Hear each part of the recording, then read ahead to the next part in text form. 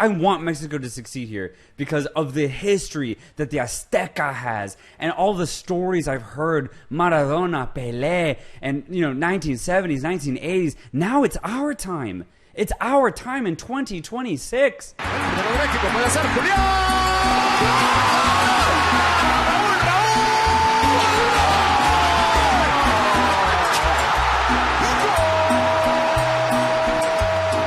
Every World Cup has a team that nobody quite saw coming. In 2026, that team is playing in its own backyard. Welcome back to Ball Archive. Today we're breaking down Mexico's run through the 2026 World Cup. A run that's been built on a stubborn defense, a manager who's been here before, and a stadium that has never once seen Mexico lose a knockout game.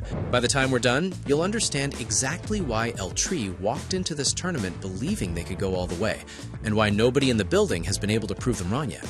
Let's get into it. Start with the man in charge. Javier Aguirre is on his third run as Mexico's head coach, and this might be the best version of a Mexico side he's ever built. The headline number so far? 0. As in 0 goals conceded through the group stage and into the knockouts. That's not an accident, it's a structure. With the ball, Mexico lines up in a 4-3-3, but it rarely stays that shape for long. Once they settle into possession, it morphs into something closer to a 3-2-5. 2 whole midfielders sitting deep, a back 3 fanning out, and 5 players stretched across the front line. That shape does 2 things at once. It floods the middle of the pitch with numbers, and it isolates the wingers and overlapping fullbacks in one-on-one situations out wide. It's a structure designed to create chaos for the opponent while staying completely calm on the ball themselves. Without the ball, it's a different animal entirely. Mexico drops into a compact back 5, sometimes a 5-3-2, sometimes a 5-4-1, and dares teams to try to break through the middle. Are they the best you've seen so far? This is levels. When they switch on, I don't see many teams beating them. The only chance they will invite the opponent to the game is when they relax and they switch off. That's the only moment I see the opponents come in the game. But good luck with that.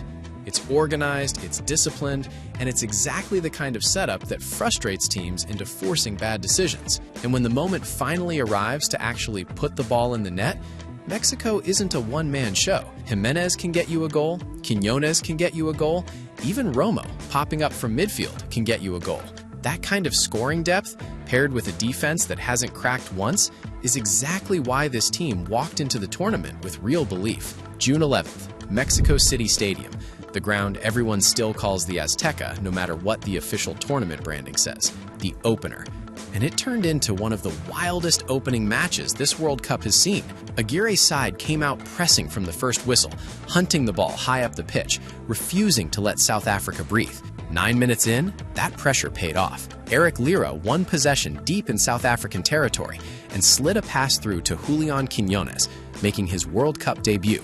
Quiñones stayed ice cold, slotted it through the goalkeeper's legs, and Mexico had the opening goal of the entire tournament. Jimenez! They could go one more, it's Quiñones! Now Jimenez!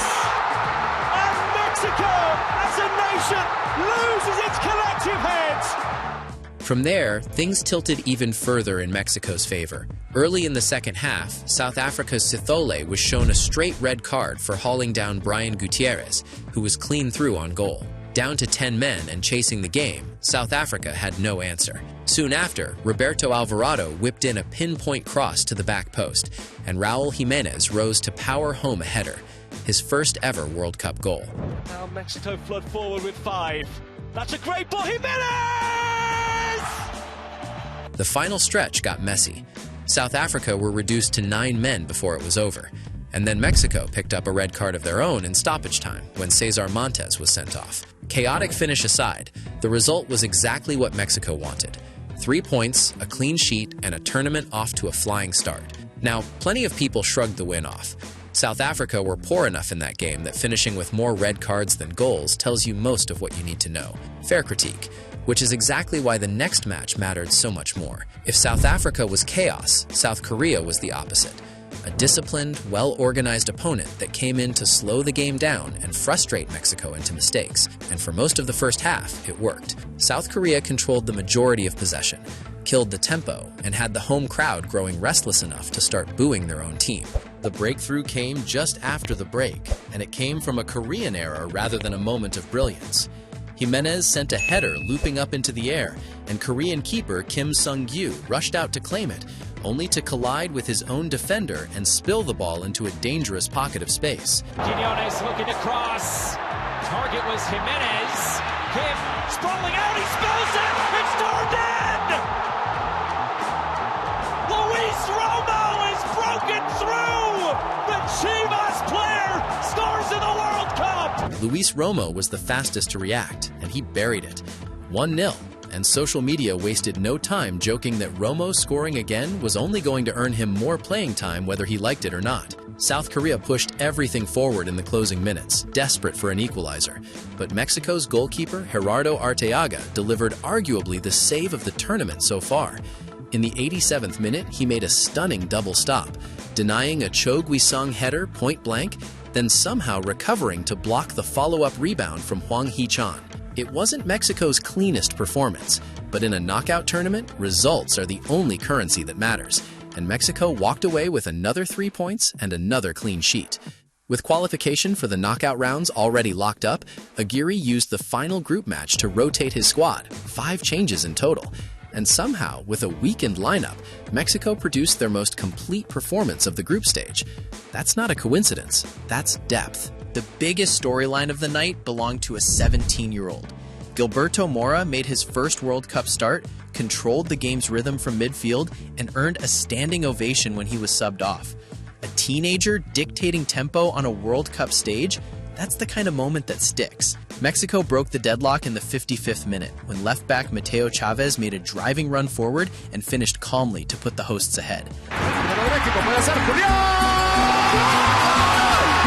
6 minutes later, Julian Quinones doubled the lead, his second goal of the tournament. But the moment the crowd was really waiting for came in the 77th minute, when legendary goalkeeper Guillermo Ochoa jogged onto the pitch as a substitute to an enormous ovation. It made him just the 3rd player in football history, alongside Messi and Ronaldo, to appear at 6 different World Cups. Think about that for a second. 6 World Cups. The win completed something Mexico had never done before in its history, a perfect 3-win group stage. They headed into the knockouts undefeated, full of confidence, and with an entire country believing something special was building. June 30th, back at Mexico City Stadium for the biggest test of the tournament so far, a knockout clash with an Ecuador side that had already knocked out Germany in the group stage and arrived stacked with talent. William Pacho, Piero Hincapié, Moises Caicedo. The match was delayed by a thunderstorm before it even started. Once it finally kicked off, Mexico wasted no time setting the tone. 22nd minute, Roberto Alvarado floated a perfectly weighted ball over the Ecuadorian back line. Quinones timed his run perfectly, cut inside, and smashed it into the top corner. 1-0. And honestly, in the moment, you'd have wanted him to square it for a teammate, until the finish reminded everyone why that instinct was the right one all along. 9 minutes later, Mexico struck again. Jimenez won the ball high up the pitch, linked up beautifully with Quinones, and curled a finish into the far corner.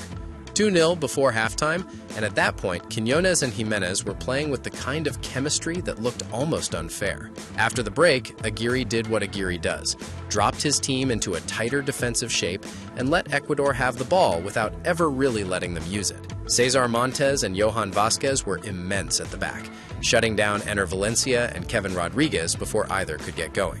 Ecuador's frustration boiled over in stoppage time when Piero Hincapié picked up a straight red card. The final whistle confirmed the result, 2-0. And with that win, Mexico became the first CONCACAF nation in history to eliminate a South American team in a World Cup knockout match. That's not a small footnote.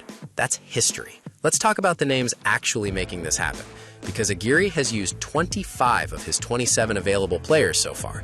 This isn't a two-man show. Raul Tala Rangel might be the quietest big story of the entire tournament. When starting goalkeeper Luis Angel Malagan suffered a ruptured Achilles just months before the World Cup, most assumed Ochoa would step straight back into the starting role.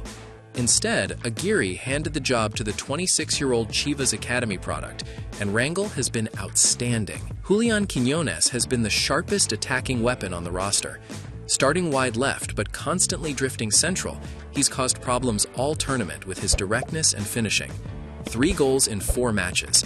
And given that he came into the tournament as the top scorer in the Saudi League, maybe this shouldn't be a surprise at all. Raul Jimenez is the calm, experienced number 9 every deep World Cup run needs. After a life-threatening skull fracture back in 2020, an injury that had people questioning whether he'd ever play again, let alone at this level, watching him lead Mexico's line has been one of the best redemption arcs of the tournament. His goal against Ecuador was his 47th for the national team, moving him to 2nd on Mexico's all-time scoring list. And at 35, it made him the oldest Mexican player ever to score in a World Cup knockout match. Eric Lira doesn't show up on many highlight reels, but he's the engine room. The Azul captain shields the backline, dictates tempo, and keeps possession simple and smart, which sounds basic until you watch a team that can't do it. Against Ecuador, he shut down Moises Caicedo in midfield battles and gave Mexico's attackers room to breathe. Gilberto Mora is the name everyone's going to be talking about for years. The Club Tijuana teenager plays with a low center of gravity and a level of composure that most players don't find until much later in their careers. Defenders have had almost no luck getting the ball off him. It's been like trying to grab smoke. And Edson Alvarez has been the emotional backbone, captain or not on the team sheet that day. His goal line bicycle kick clearance against South Korea was one of the defining defensive plays of the tournament. And whether he's holding midfield or dropping into the backline, he brings a toughness this team leans on. Here's the part that ties the whole story together. This isn't the first time Mexico has gone deep at a World Cup on home soil, and it's not a coincidence. Back in 1970, Mexico went unbeaten through the group stage, beat Belgium and El Salvador, and reached the quarterfinals before losing to Italy 4-1. But that loss didn't happen at the Azteca. It happened in Toluca. In 1986, under Bora Milutinovic, Mexico again topped their group and beat Bulgaria in the round of 16 at the Azteca, in a match remembered for Manuel Negrete's incredible scissor kick goal, set up, fittingly, by a young Javier Aguirre. Mexico's run ended in the quarterfinals on penalties to West Germany, but again, not at the Azteca. That game was played in Monterrey. Put it together and you get a wild historical fact. Mexico has never lost a World Cup knockout match at the Azteca. Not once. Part of that comes down to elevation. Sitting roughly 2,200 meters above sea level, the thin air at Mexico City Stadium is brutal for visiting teams, who tend to tire noticeably faster than the hosts. Aguirre has leaned into that advantage all tournament, staying patient early, then turning up the pressure as opponents fade. It's no accident that 5 of Mexico's 8 goals this tournament have come in the second half. Perfect group stage, a historic knockout win over a South American side, a goalkeeper stepping up out of nowhere, and a stadium where, on paper, Mexico simply does not lose.